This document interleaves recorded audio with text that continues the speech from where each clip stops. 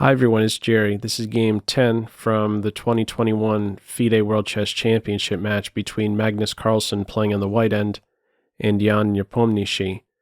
Going into game 10, Carlsen leads 6-3 in this race to 7.5. Let's have a look. Opening wise, another Petroff Defense. We saw this in game 4 and 8. We follow game 4 for just a bit. Knight takes E. D6, far and away most popular on this move 4 is knight f3. That was the move played in game 4. In this game 10, it's knight d3. A little awkward to obstruct the center pawn, but know that this post by the knight is only very temporary. Knight e4, queen e2, queen e7. This position, if you have been following the World Chess Championships, you may recall this one when Carlsen played Caruana. This was their game 6. And in that game 6, we had an interesting beginning. From this point on, move 6 onward, we had a string of 10 consecutive knight moves. Knight f4, this is the move played in this game. And this is how the Carlsen-Caruana game followed. Knight c6. Each side ended up hunting one another's queens. Each side then threatened to land a fork on the queen side, and these 2 points were defended. I'm drawing some attention to this because maybe it had an influence on Nepomniachtchi's decision on this move 6. Maybe he didn't want to go down that path. His decision here is knight f6. Withdrawing the knight, queens are now in tension.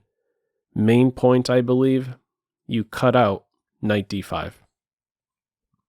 Play continues with d4, knight c6, and a bit of a think by Carlsen. How ambitious does one want to play this position? So d4 has some pressure on it. Do you play c3 or bishop to e3? I believe the more ambitious is bishop to e3. You defend and, well, the queens are still on board. It's c3 in this game, so still welcome to a queen exchange. Neither side, by the way, is so quick to initiate the exchange because the other would ever so slightly be helped being able to recapture and develop. From here, d5, ram structure on the d file. These squares are great ones for knights, or maybe even kings in an ending. From here, knight d2, knight d8. The knight on c6, optically it looks like it's a developed piece, but it's not really a great contributor. It's boxed out really well because of this structure. So in a way, knight to d8 is like a developing move. It has an idea of going to e6 to challenge white's best piece. Okay, knight f3, queen exchange, bishop d6, both sides castle. Rooks are in tension, and this is not a big deal to have to recapture and go back. Maybe you even want to get to the d3 square at some point. It's very symmetrical. The pawns, not much happening on the queen side. But what we will observe in this one is some action on the king side with the pawn play. And we'll get to see some different possibilities for how the pawns could be moving on this wing on the king side. First, it's knight e6. One pair of knights are exchanged. And now g3. The idea being to fianchetto the knight. We saw this in game 4. White, I believe, had the knight on h4 and then played g4 to vacate the g2 square. Now it's on e1. Going to g2. What's the idea? This is the bad guy. This is the good guy. White's looking forward to a bad for good bishop exchange. Okay. First, though, it's f3. He does not rush with bishop to f4. This is a good controlling move, and it's paving the way for the king to contribute. Now that we're officially in an endgame, king needs to assist. So knight h5. Not so fast. Doesn't allow white to jump in there. King f2. Solid move. On the queen side, the structure on the queen side goes unchanged for the remainder of the game. The action here is in the center, mostly the king side. From here, now we have g4. So this is where it sharpens up. White is driving the knight back. g7 it is.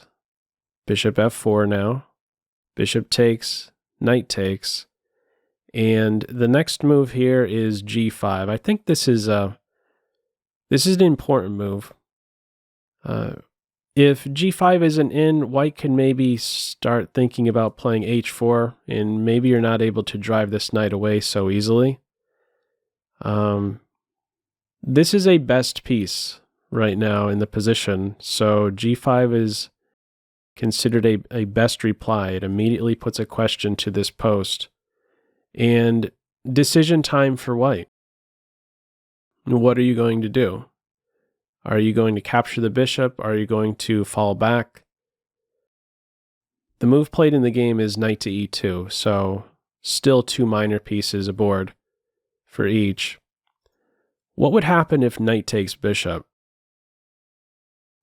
There's not a lot of action happening in this one. The knight would have a really good square on f4.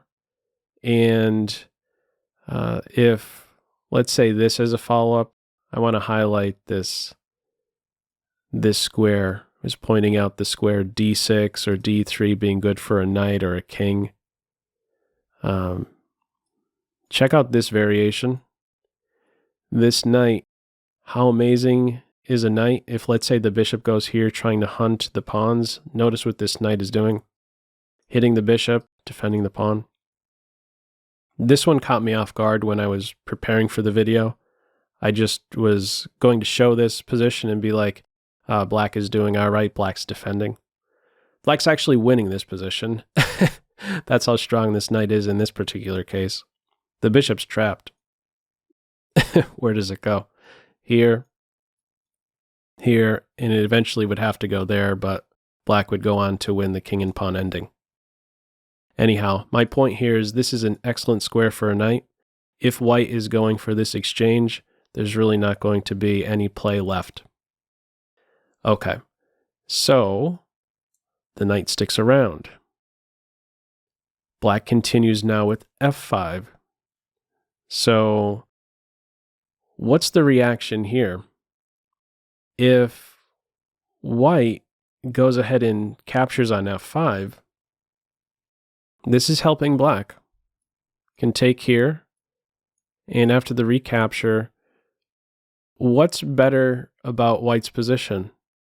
I guess white can say my king is ever so slightly on a better square than yours, but everything else is tipping in black's favor. Open file, better knight, better structure, right? These guys are split. So it's important to not take here. Not saying that that would be a winning position for black, but yeah, how can black be better? How can black be worse there? What's white's plan? Stay strong on this square. Keep this pawn around, at least for the moment, in controlling this fianchettoed knight. From here we have king f7, and now rook to h1.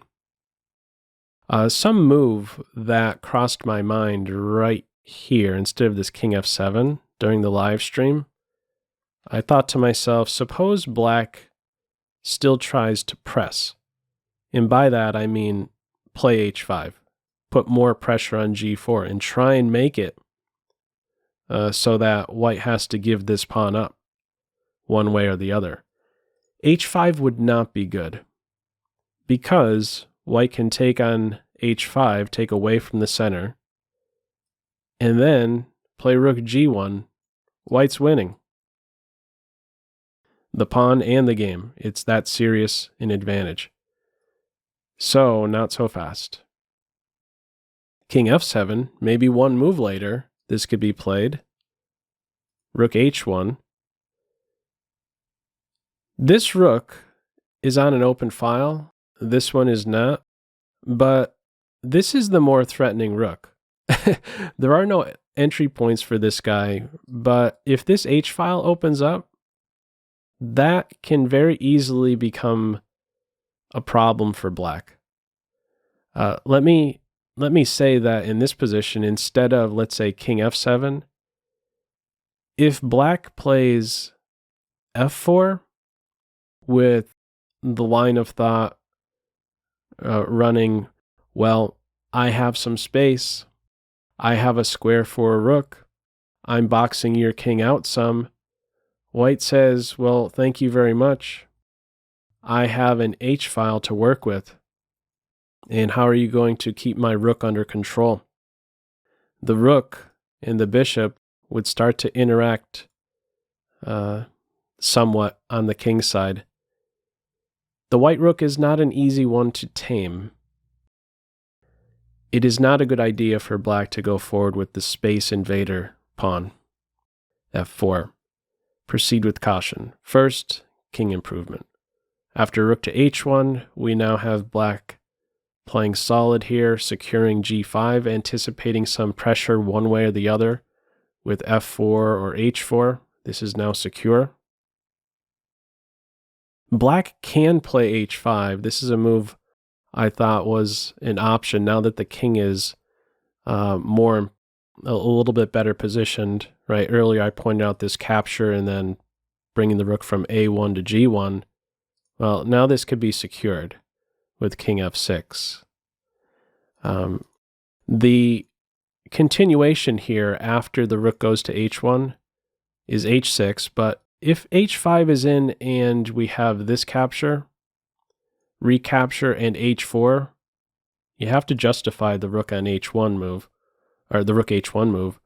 You have to try and open up the h file. Black will be able to have an even position after this. It reads zeros for almost every line I was looking at. It was just popping up zeros.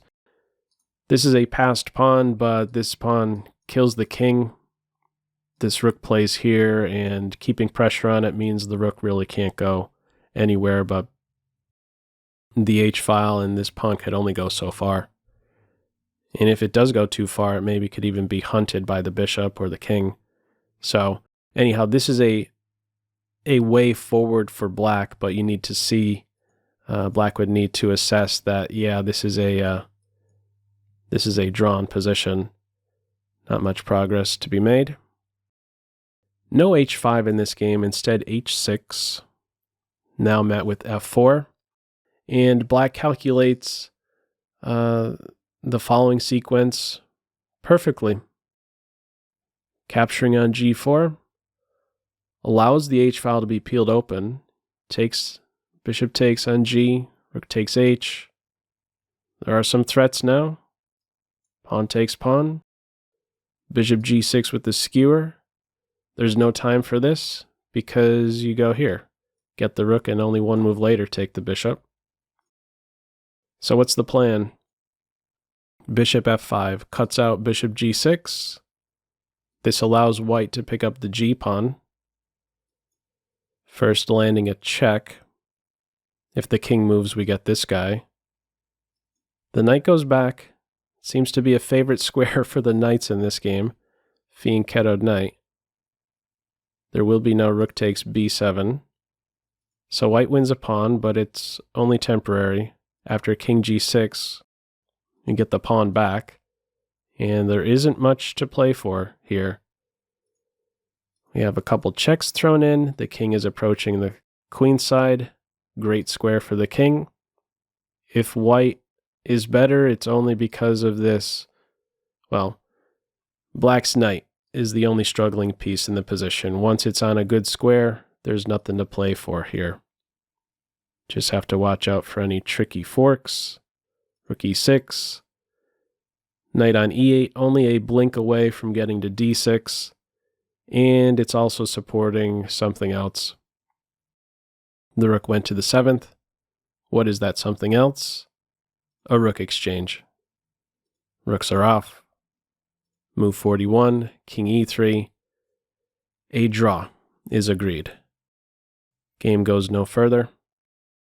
The match is now at 6.5, 3.5, which means we're only one game away, potentially, from the match being over. One win, and it's over.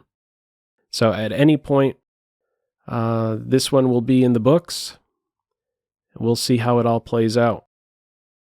Let's have a look at the tail of the tape. Here we go. Super high quality game. These guys are on a roll.